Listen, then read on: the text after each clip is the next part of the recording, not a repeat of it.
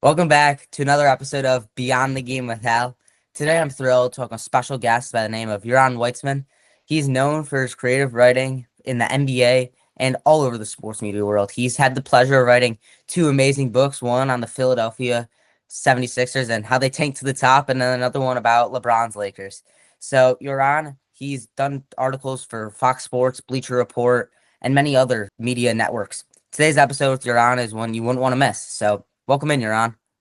Thanks, Hal. My first question I got for you is, how did you know you wanted to get into sports writing and that was a career that you wanted to pursue?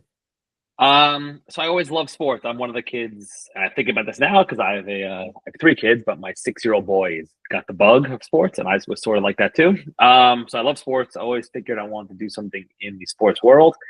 I uh, I grew up in, I always call it the Moneyball, at the age of the Moneyball era, where you started thinking about like team fantasy sports, and you want to think about your fandom from the perspective of a GM. And for me, that was like, okay, I want to be a GM. That's what I want to do. And I went to NYU to study sports management. But a year or two in, I realized that I was sort of more drawn to the people and the stories and talking about the games and the sociological aspects and things that reflect society and all the other stuff. So I started writing for my school newspaper and started writing then. So it was about my sophomore year of college when I kind of decided this was something I wanted to pursue.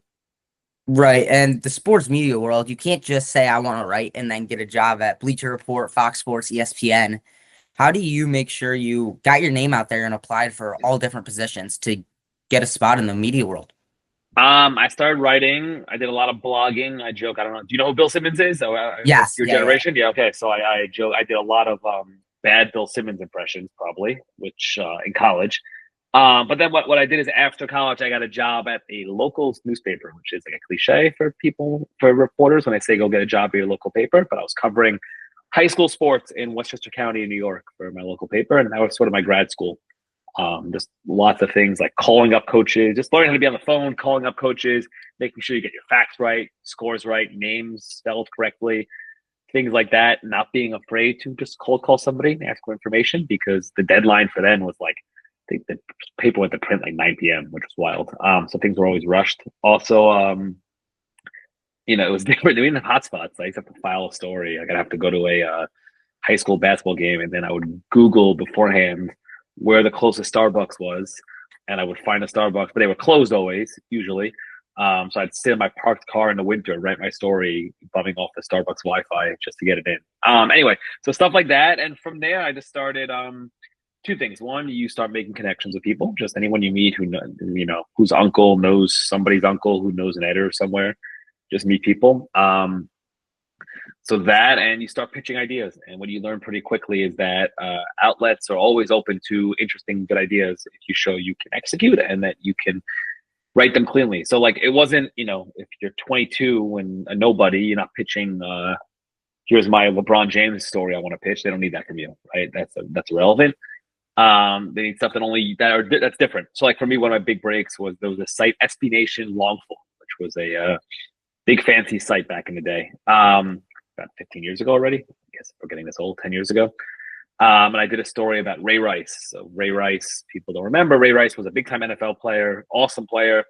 Also one of these, like, Mr. Nice Guy, everyone loved him. And a video recorded him in Atlantic City punching his wife. That was a huge deal, domestic violence. And Ray Rice was from New Rochelle, which is where I grew up. So I did a story about New Rochelle's relationship to Ray Rice. That was sort of my first big break, again, because I pitched a story that, like, me growing up in New Rochelle, I had a unique perspective on that I could share. And from there, you just sort of leverage it. Who knows who? What ideas can I pitch? All that stuff going forward.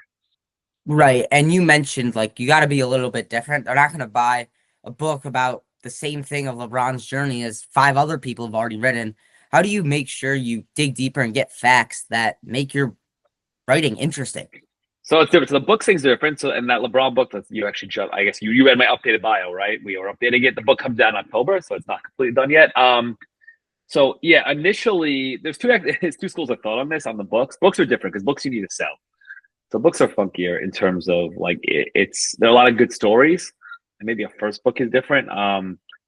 But you also need a story that's gonna grab people's attention and people are gonna want to buy it. But to answer your question, the way I do it is just call, you can make as many calls, and you can make all the calls. So I mean, I'll call 400 people, right, and hope it's a numbers game.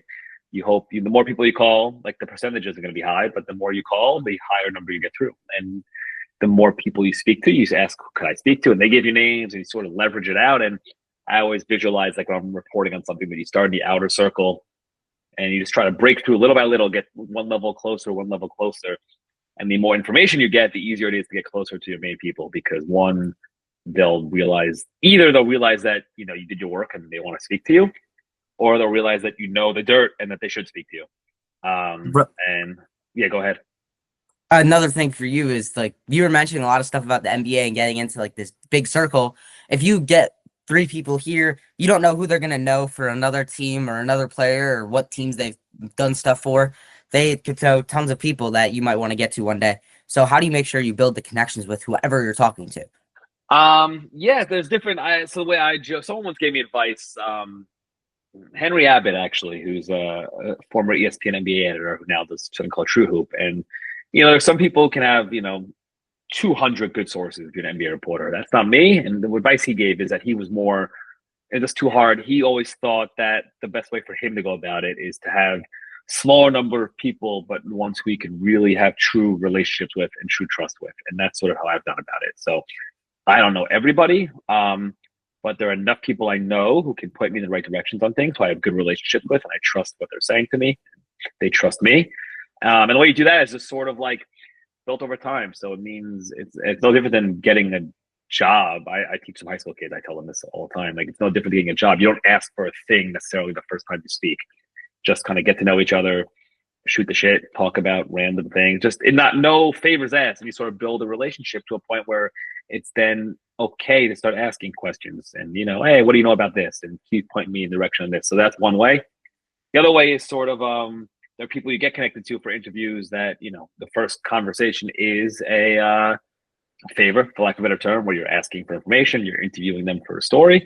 And after that, you just try to maintain contact, oh, you're going to be in Summer League, I'll be there. Do you want to get a coffee, or do you want to do this? Or, hey, I'm working on this story and I know you worked with this guy. I'd love to get your thoughts, even if they're off the record. Things like that. You slowly build. And some people you learn are not interested in that. And you keep the numbers, and if you need them, you can try to call them. But others you kind of build relationships with. Right. And you were just talking about your first big break story came with an NFL story. How do you like get into the NBA world and stay in the NBA world and not really have to go anywhere else? I mean, I always loved basketball. I always knew it the best. It was always my favorite sport. And then my first, I'll say whatever. I got a job at Slam Magazine. I was an intern at Slam Magazine after a year into that local newspaper job. Again, that was because one of my good friends was friends with an editor there and put me in touch. And I just spoke to him and got connected and worked my butt off. And I stayed in there, and I guess I did pretty well, and I liked covering it. And then for me, it was just everyone's brains work differently. For mine, the way I work, it's hard to be I like being an expert in a smaller subject, a more narrow subject. I don't know. There's some people can be, generalist writers and just be an expert in all types of things. My brain doesn't work that way. I like honing in on one area, one subject. And then it just becomes a self-fulfilling thing. Like, most of my contacts ended up being in the NBA. So it's easier for me, because I've been there for longest, it's easier for me, my books, to get started. And I call people who I know and have good relationships with. And it's not like I'm not introducing myself. They know who I am. Or I know, hey, this guy was this guy's agent's manager back in the day. Where you wouldn't see that online, but just stuff I know. So it just becomes a self-fulfilling thing. Right. And for you, you've mainly stick to writing books, writing daily articles, stuff like that. You haven't really had to go into the media side, the talking on camera. Yes, you did that for a short stint, but what kind of veered you to going back to just writing?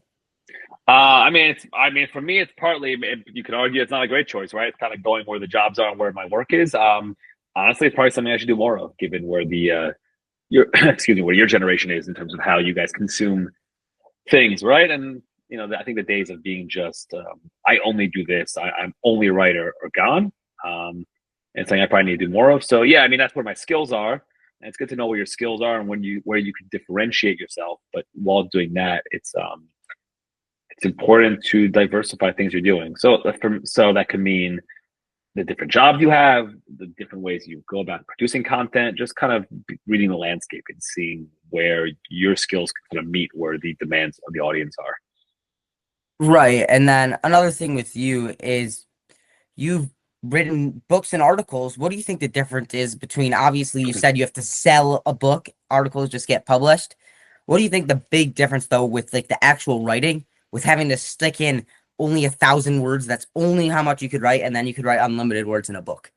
I mean, the thing is, the book it feels unlimited. It's not though, because you want to cram in. Like I actually think one of the big skills of a book is if you can sort of render a character in like 3 paragraphs. If they're like, it's sort of one of the underrated skills I feel like is you have to summarize these people that you're introducing to the readers. So if it's like this book about LeBron and the Lakers, so LeBron I don't have to do that with, right? But Alex Caruso, that's a good example, right? Where I don't have 3,000 words to spend on Alex Caruso. So I kind of need to do it quickly and kind of get you from his childhood to the Lakers, getting him in a two-way in like 3 paragraphs in a way that's interesting and new and unique. So it's a different skill. Yeah, I mean the whole thing's different. But a lot of the articles I do sort of have a lot of the articles I do now have sort of like the features and there's similar attributes to books where you're picking a subject, you're owning in on it, and you're trying to take people behind the scenes or teach them something they don't know, or take them behind the scenes of where they can't go, right? That's sort of what I look at. But a big part of the book is just the subjects are just harder to choose because you need to do stuff. There are tons of great ideas out there that could make incredible books, and that it would be hard to sell them to a publisher. Right. And for you is you're not going to be interested if you have an idea, but you're not going to be interested in writing that for that topic for over 2 years. Like you're not gonna enjoy yourself during that time too. For And sure. then another thing for you is when you started writing at the local newspaper to where you are now writing for these big media outlets, how do you think you took advice and improved your writing? I think I was always very open to advice, and B, I thought my editors were idiots in a way when I was too young to think that, and I was wrong. So I would take their advice, but I would always gripe to friends or whatever. And you discover pretty later on that, I mean, that's a common trait among writers and reporters. And most will then say the cliches, I know we were wrong, they were right. But I mean, one of the problems now is it's hard to get good editing, just is one of the areas that's been slashed in the current media landscape. But I feel like I've become a better at being edited later as I've gone on here. Just understanding that where my strengths are or whether or not, and other people can sometimes see things differently than me. Right. And you gotta get in somehow, and you're not just gonna do this all by yourself. Who do you think some mentors were that helped you get to where you are today? Yeah, I have a few. There's always three I think of. One is Jeff Pearlman. So Jeff Pearlman, he's sort of I can actually see his book right behind you. Yeah. So Jeff Pearlman is probably the best at doing what I'm trying to do, right? In terms of writing these sports books, he's probably the best in terms of what he does in terms of sales and in terms of the mix of sales and just overall quality of the book. Their books are amazing. And he was someone I got introduced to again, to a meeting in college when I said I want to do this. And he is, and he does with a few people, multiple, many, I should say. But he is somebody who's really open to helping and mentoring younger writers. And for me, that was huge, huge, huge, huge. Yeah, I think I wrote something for his blog and connected me with people and just became a resource for me. And he still is today in terms of a sounding board resource. So him for sure wouldn't be anywhere without him. Another guy is this guy, Ben Osborne, who was the editor-in-chief at Slam Magazine and is now, and then was the editor-in-chief at Bleacher Report. I would have no career without him. Just one of the awesome, ultimate good guys in this industry who gets it and cares for writers and cares about the quality and is always trying to figure out the best ways to merge sort of the business needs and understanding that while making sure and doing his best to protect the writers and the quality is actually good. And the third person is a guy named Jonathan Tropper, who's a novelist and now he's a screenwriter. He's got this show on Apple, Your Friends and Neighbors. So him, we went to the same synagogue, and I used to play basketball with some older guys, and he was one of the group one of these people I played basketball with, and he's also just been an incredible resource and mentor, just knowing that I was interested in writing and he was someone who was open to all sorts of doors to me. So those are always the three that come to mind in terms of like easy answer in terms of who are three mentors and people who helped me get here. Right. And then another thing with people that you got to feature a ton of people in the NBA and just sit down and talk with them. Who do you think are some of the most misjudged by the public that you got to Ooh, cover? that I got to cover. That's a good question. I wasn't ready for that one. Misjudged. I mean, everyone in a way is, you know, what I say, every story I try to do a big. What let me rephrase it so it's easier Yeah, for go you. ahead.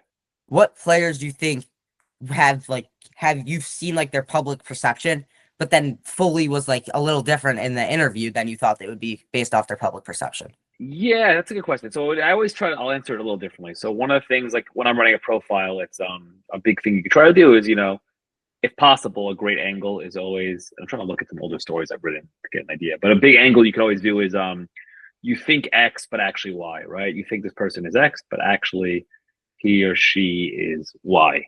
It's a great narrative, and so like it's about the person. It's more about their stories. What's misunderstood, right? So like I did one of my first big stories. Another big break was I did a profile on Adam Morrison, who you probably don't even know, but he was a NBA. He was a number 3 pick out of Gonzaga. He was a huge. Him and JJ Redick together were like the two biggest college basketball stars in the country at a time when that still carried some weight. There was some gravitas to that.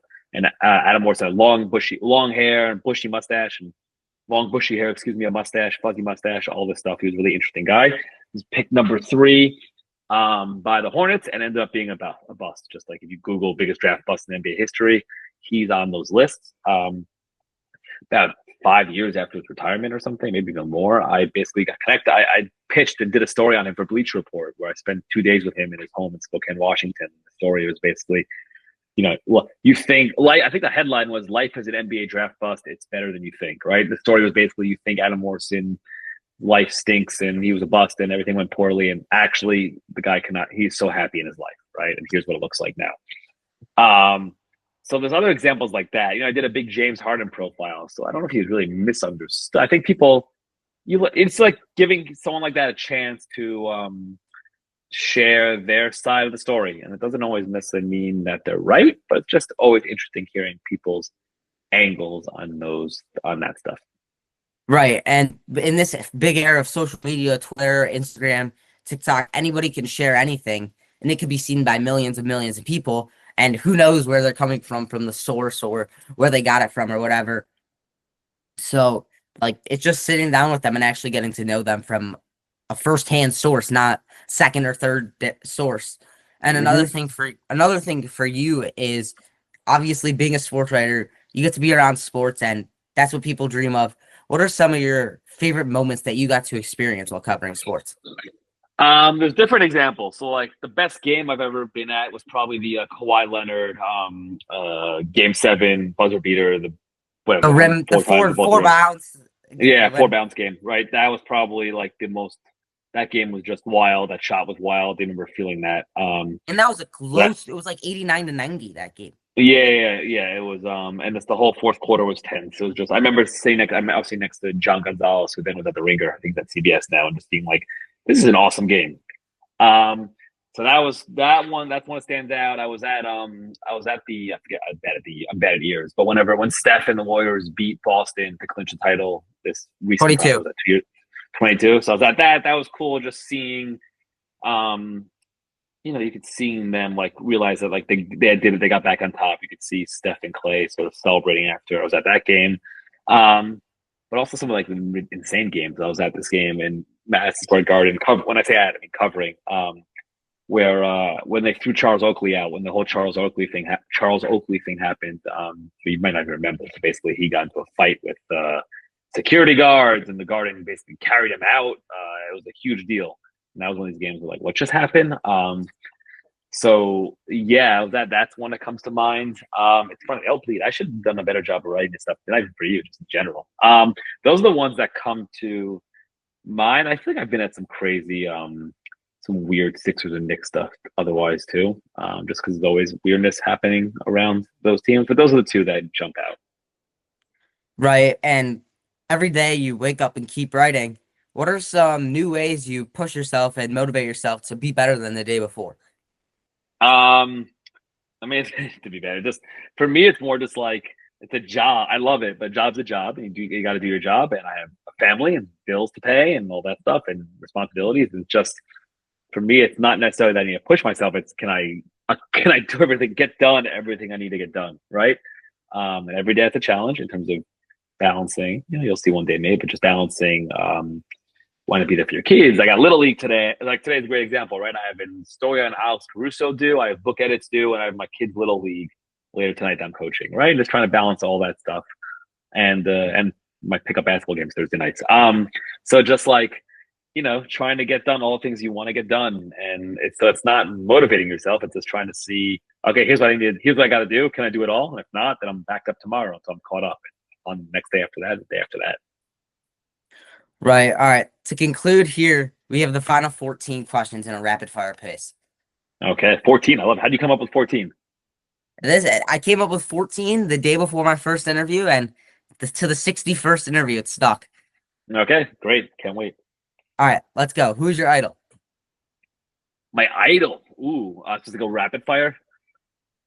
Yeah, I mean, it's very broad questions, but they're supposed to be in a rapid fire pace. So I'm gonna have a bad answer. I don't have an idol. I'm not in an annoying way. I have different people I've looked up to at different points in my life. So knows whether it was athletes younger. There was a point where like Bill Simmons and Dan Le Batard I found when I was like getting into the business. Somebody who I looked to as a thinker and someone who just helped me kind of get on the path I wanted to go to then writers like Wright Thompson and Jeff Pearl. I met Jeff. I don't remember if I mentioned Jeff already. People like that sort of changes where I go and different places I am in my professional, personal life. So not a great answer, but favorite fast food. Favorite fast food. Okay, so I again a bad answer, but I keep a semblance of kosher. So I'm not eating at McDonald's or any of those places. So I'm gonna go with for me growing up was this place called Kosher Delight, which was disgusting, but it was outside Madison Square Garden, like 34th Street. And it had the greasiest chicken fingers and fried chicken, which was awful, but also that great kind of awful where you just wanted so much of it. Biggest fear. Biggest fear of snakes. Terrified of snakes. Favorite school subject. Favorite school subject. I liked writing later on. I'll give writing. That became it. Favorite hobby. Favorite hobby. Playing basketball, playing softball. Favorite gym workout. Favorite gym workout. Oh, gotta show off. I've had playing sports. We'll go playing sports. Favorite influencer. Influencer. I don't think I know any. Who would be? Was that like a Kardashian or is that even be someone younger? It could be anybody like on social media is what I'm trying to go for. On social media, I don't have. Again, if I look at my social media feeds a little different. I have the media like reporters and stuff. I don't know if I have any influencers in my life. All right. Favorite artist. Musician. Bruce Springsteen. Favorite animal. Monkeys. Favorite TV show. Ooh, favorite. Sopranos. I always say. I think The Wire is maybe a more high-minded show, but like pound for pound in terms of shows that I want to rewatch, or just Sopranos is it. Biggest pet peeve. Biggest pet peeve. People ignoring me or ignoring when you're talking to them, not making eye contact or just not listening. Is a hot dog a sandwich? Is a hot dog a sandwich? Ooh, no. Favorite emoji? No. Favorite emoji? I'll go. My kids they like when I use the poop one, so we can say that. Last but not least, are you a shower singer? Am I a shower singer? Ooh. No, not really. Occasionally, but not really.